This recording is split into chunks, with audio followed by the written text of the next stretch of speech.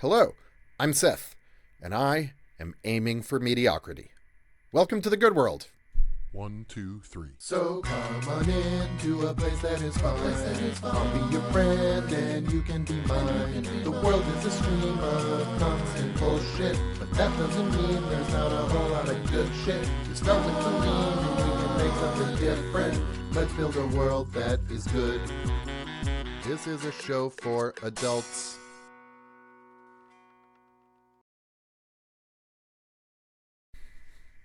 Hi, friend. Welcome to the good world. My name is Seth. I am so glad to have you here with me today.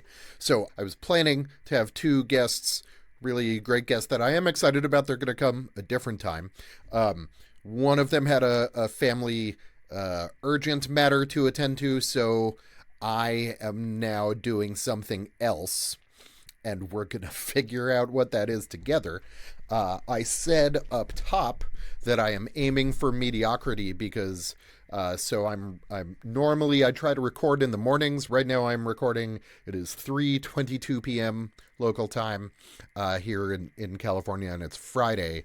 And I spent almost the entire day not only not recording, but like really very, very spaced out.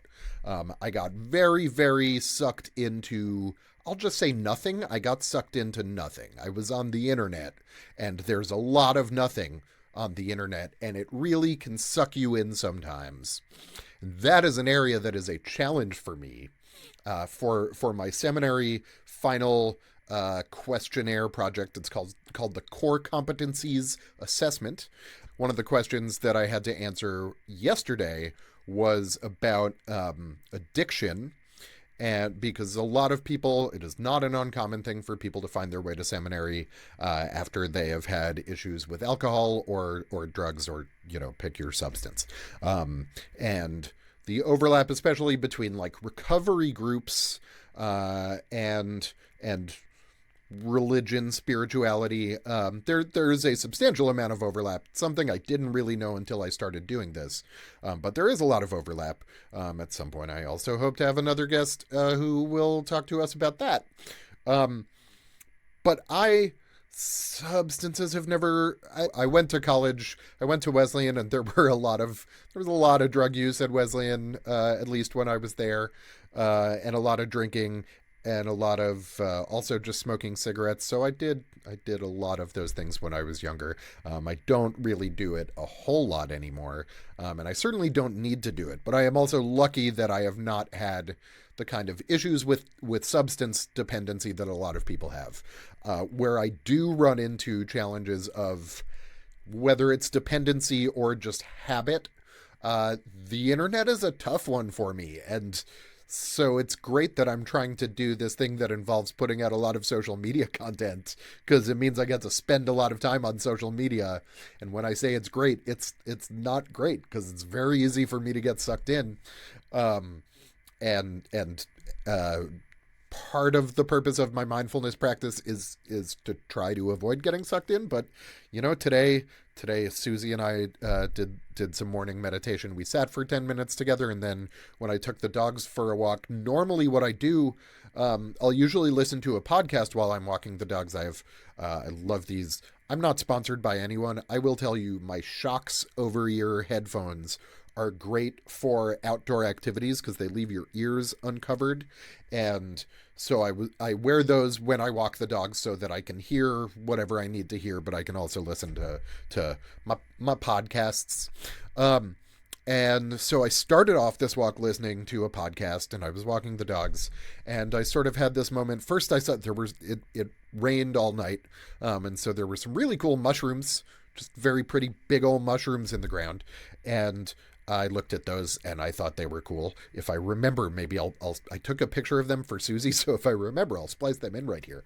So that kind of brought me back to the moment, but then I was listening to the Deuce and Mo podcast. Shout out to local podcasting legends Deuce and Mo, who talk about the Sacramento Kings. They were talking about last night's game, and I was listening to that, and then suddenly I heard this. I'm doing a terrible job of it. I heard a frog. I know that it doesn't sound like that doesn't sound like a frog. And it wasn't, I know you're expecting me to do like a classic ribbit, but which also, by the way, doesn't sound like a frog. But it was a more specific, it's like a drawn out, like, and it stuck out to me because I have been reading, kind of slowly, but I have been reading a piece of ancient Greek theater called Frogs, or The Frogs. This translation calls it just Frogs, but I think I've seen it also called The Frogs, by Aristophanes, which is it's a comedy. Aristophanes was a Greek playwright, and the frogs make this sound at the god Dionysus as he's in the boat crossing into the land of the underworld, and it's written as brekekekex coax or something. I don't know how it would be pronounced in ancient Greek. Hi, it's Seth, and I'm currently editing this episode, and I just want to drop in a note here that I did pronounce it right. I am great. Okay, back to the show. So it's such a distinctive sound, and the book that I was reading had a footnote about how the specific frog in the area around Athens makes a sound that really does sound like coax. And so I looked it up and I listened to it and I was like, oh, that's really cool. It does sound like that. And then when I was walking the dogs this morning, I heard it wasn't like exactly the same, but it was very similar. It was not a ribbit. It was like a coax.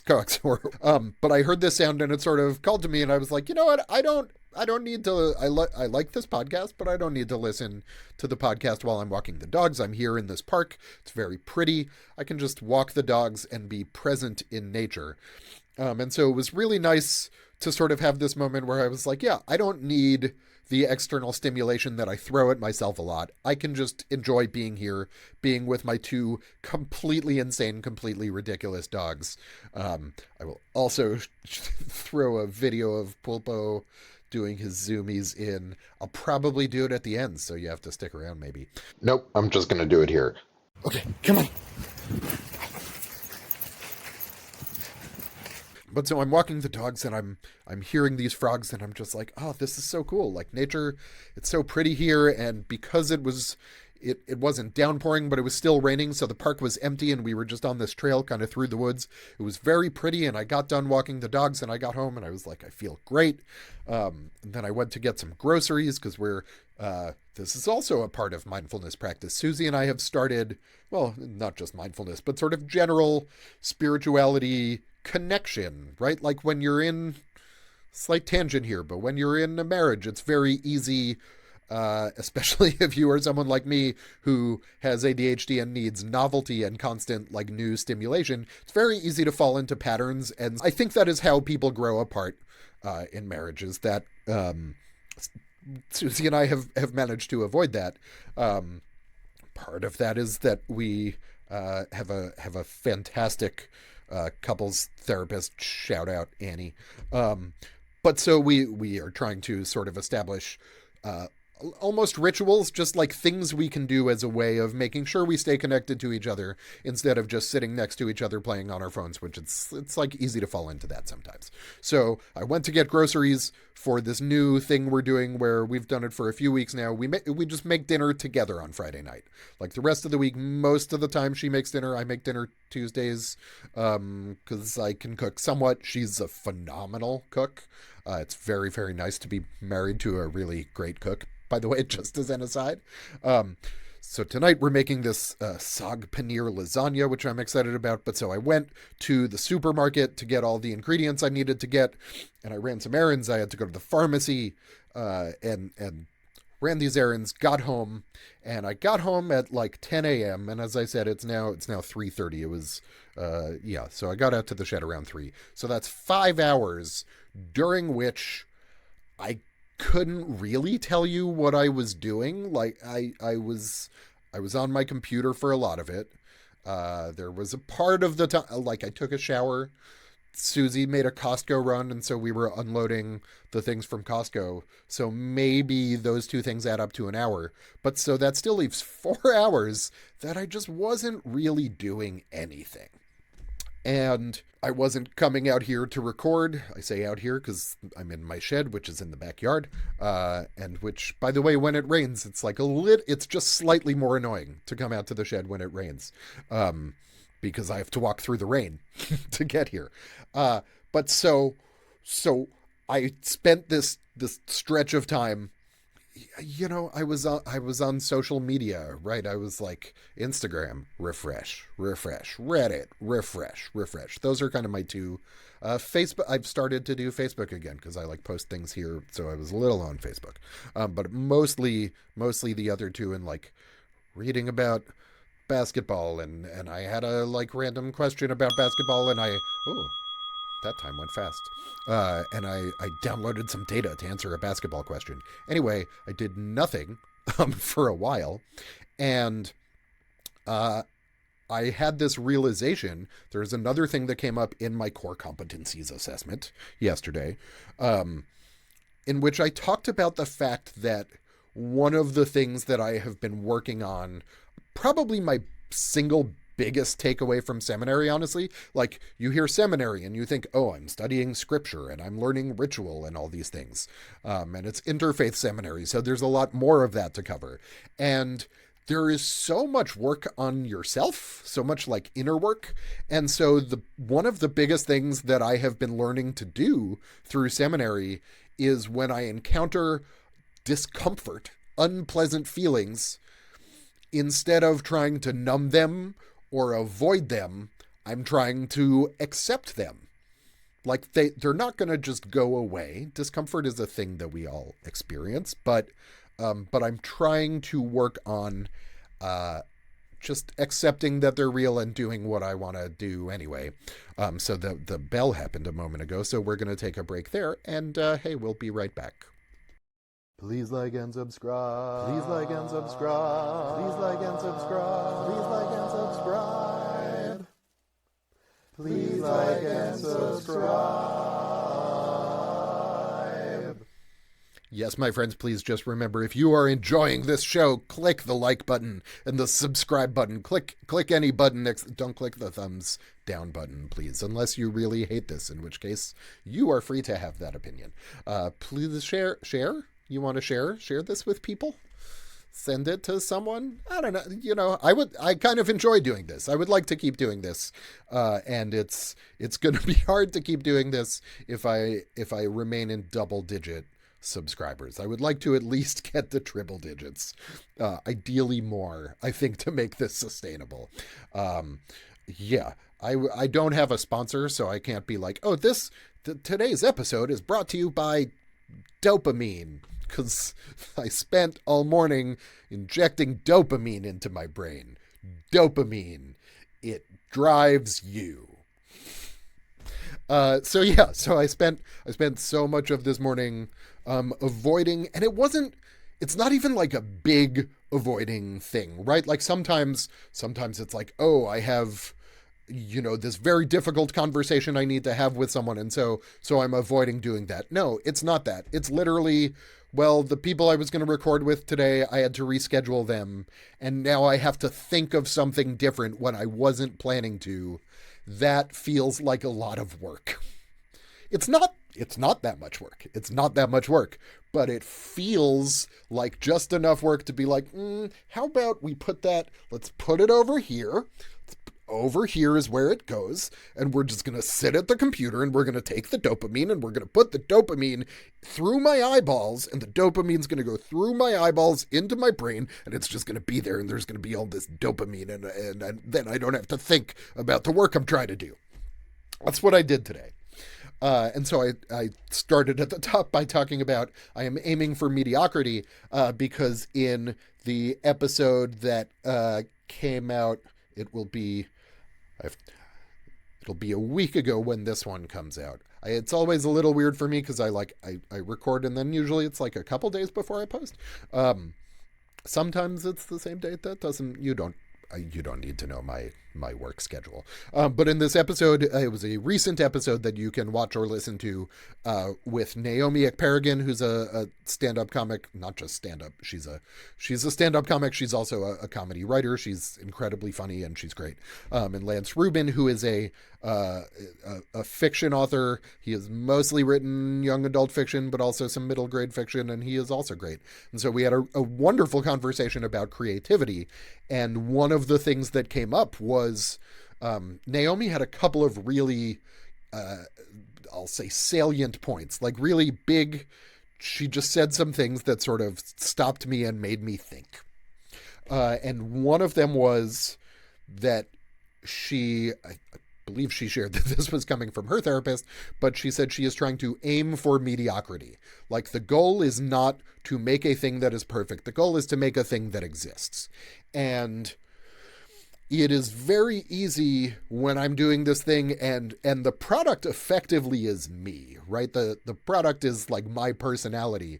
And so it's very easy for me to get to a place where I think, well, it has to be perfect, because if it's not perfect, then people might look at me and they might not like it. And doesn't that kind of mean they don't like me? And if they don't like me, then what does that mean for me? Because I want to be liked. I like to be liked by people. And so that's what I was really holding when I was shoving the dopamine into my face, was like that need to be liked. And the idea of aiming for mediocrity is like, sometimes it doesn't matter if you do the thing well. Sometimes it's just about doing the thing.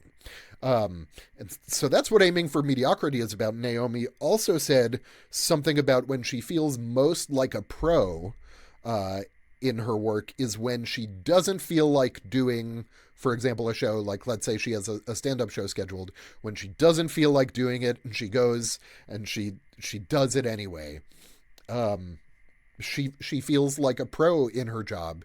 And I was like, oh, this is kind of my moment for that. Like, because I am here just doing this really by myself, unless I have an episode scheduled with guests, like I've had a couple of them, and again, this was going to be one, it'll be one at some point. But if I don't have that, then the only person I'm accountable to myself and accountable to is myself.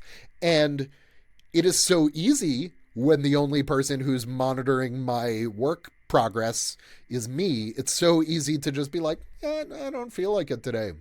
I don't feel like it. And honestly, it's really easy as I'm sort of working on like listening to my body and listening to my heart and not just intellectualizing everything. It's also really easy to be like, my body is telling me that I just don't want to work today.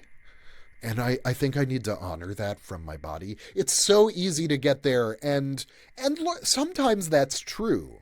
And especially like I'm back on, I don't think I've mentioned this. I'm back on my cancer meds. The cancer is still not there, but I have to be back on these pills for 3 years just to make sure it doesn't come back, which is good. I like it. The pills are annoying. They're not that bad. The side effects are pretty minor. It's much better to have minor side effects than it is to have cancer. So I'm taking these pills, but one of their effects is they make me a little tired, right? And so it would be so easy for me to just be like, I'm tired, and the Gleevec is just making me feel tired. The Gleevec is the name of the miracle drug that has been treating my cancer, by the way. It sounds like a Rick and Morty alien, but it's Gleevec. Or, this is not a current joke. It sounds like a Jerry Lewis thing that he would say. Gleevec. It's okay. There are a lot of people of my generation and younger who, honestly, I don't know that I've ever seen Jerry Lewis, but I still know the reference from seeing other comedians go like, also think Professor Frink, if you're a Simpsons fan. That's like the Jerry Lewis nutty professor. Gleevec. Anyway, the Gleevec is making me tired, and it would have been very easy to just say, I'm going to honor my body. I'm not going to work today. And then I thought about it, and really it got to be, I looked at the clock and it was almost 3. And what I'm at this point really trying to do, if I'm not making videos, I really need to be working on my core competencies assessment, because that is due soon.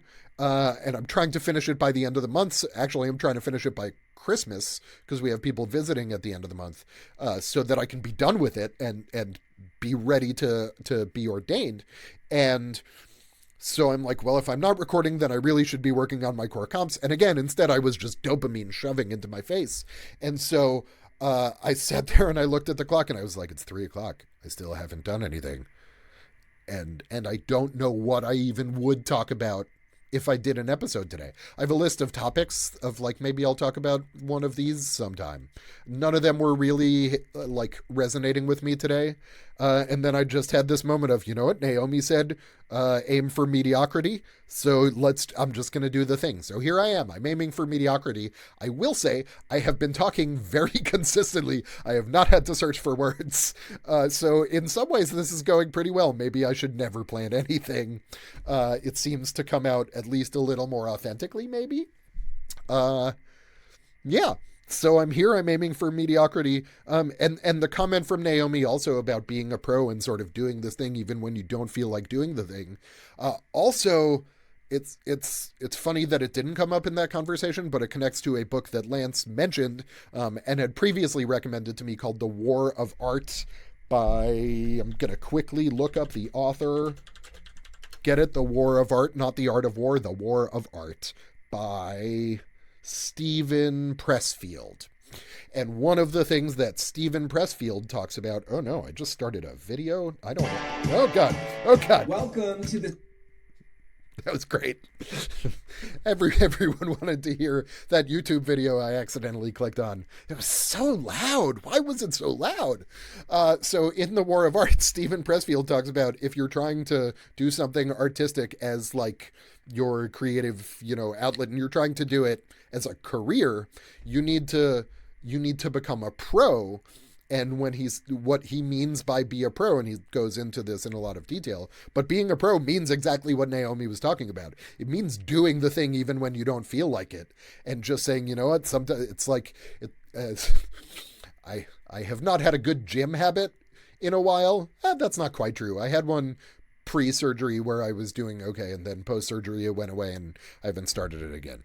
But if you're in like a good workout routine, then there are days where you're like, I don't feel like working out, I'm just gonna do it, and then you go and you do it and you feel better, and that's being a pro, even though that's going to the gym isn't being a pro. But being a pro is doing the thing when you don't want to do the thing. So I'm here, I'm doing the thing, even though I kind of didn't want to do the thing. And quite honestly, now that I'm sitting here, I feel like, oh, actually, this has been pretty fun. I just went through both of my bells, did not have to like search around for a thing to talk about. I had all kinds of ideas of things I could do if I didn't have anything to say. I had a song I was going to sing. I think I'm still going to sing the song.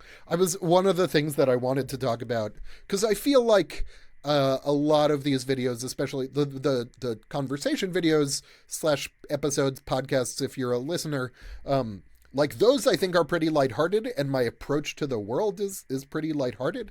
But also the solo episodes have been kind of heavy, and that's okay. Like the world...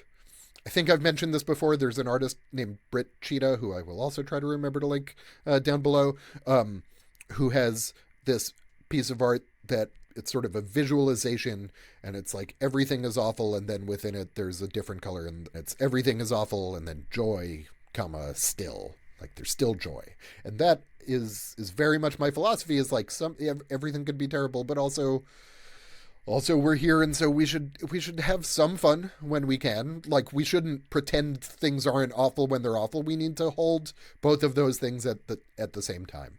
I will also share, in addition to learning to face my discomfort, right? Instead of trying to numb discomfort or avoid discomfort, I'm trying to just say, yeah, okay, there's discomfort, and just carry that and keep going. So that's one of the things that I have taken away from Seminary, as I said. The other big thing that I have taken away from Seminary is, we just need to hold it all at once. And that's not easy. But like the work, spiritual work, is just holding the good and the bad at the same time, and everything in between. It's holding all of it at the same time. And it's really hard, and it takes work, and it takes practice. So I wanted to do a lighter-hearted episode today, which I think this has successfully turned into. I feel like... yeah, this has been kind of fun, kind of happy. And I wanted to, if I was struggling to find things to talk about, I was going to talk about other works of art, literature, TV, whatever that kind of light me up. And so instead of going on a whole thing about it, I will just say I am such a huge fan of the show. It's done. They've finished the show, but the show Steven Universe, which it ran on Cartoon Network, not even Adult Swim. It's genuinely a show for kids, but it's like a lot of good kids shows. It works very well for adults too. It also, I've been rewatching it, and it takes like a couple seasons to really get into the heavier stuff that it's dealing with. But man, once it does, it's an incredible show. There's a song from it that I love, which I think is maybe the first song that I learned to play on this here ukulele. I don't know, ukulele. It's a lovely instrument. I mean, listen to that sound. Also, this one, the little bridge down here is dolphin shaped. I like that too. All right, I think this is the first song I ever learned to play. So I just want to play you a little song. It's from Steven Universe, and it's great. And here we go. 1, 2, 1, 2. That doesn't work. Isn't this such a beautiful night? Whoa, we're underneath 1,000 shining stars. Isn't it nice to find yourself somewhere different? Whoa, why don't you let yourself just be wherever you are? Look at this place, look at your faces. I've never seen you look like this before. Isn't it nice to find yourself somewhere different? Whoa, why don't you let yourself just be wherever you are? Look at this place, look at your faces. You're shining like 1,000 shining stars. Isn't it nice to find yourself somewhere different? Whoa, why don't you let yourself just be wherever you are?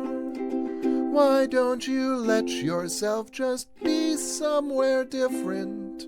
Whoa, why don't you let yourself just be whoever you are? Yeah, that took a lot of takes. Thank you, friends. I was, as I was doing it, I was like, no, I don't want to be a perfectionist, but I did kind of want to have an uninterrupted take. And hey, we got there in the end. I am so grateful to all of you. I love you and I appreciate you. Thank you for being there, being here with me. Yeah, we're just gonna get a little sappy. I'm working on not being uncomfortable with honest emotion. It is a challenge. I'm working on it. I love you. Well, thank you, friend, for your visit today. Now it's time we both go on our way. The world will still be insane tomorrow, but don't let that fill your heart with sorrow. You can thrive in a desert, just ask a saguaro. Please give to my Patreon. Capitalism is fun. Let's build a world that is good. This is a show for adults. Bye, friends. Thank you. See you next time. Bye-bye.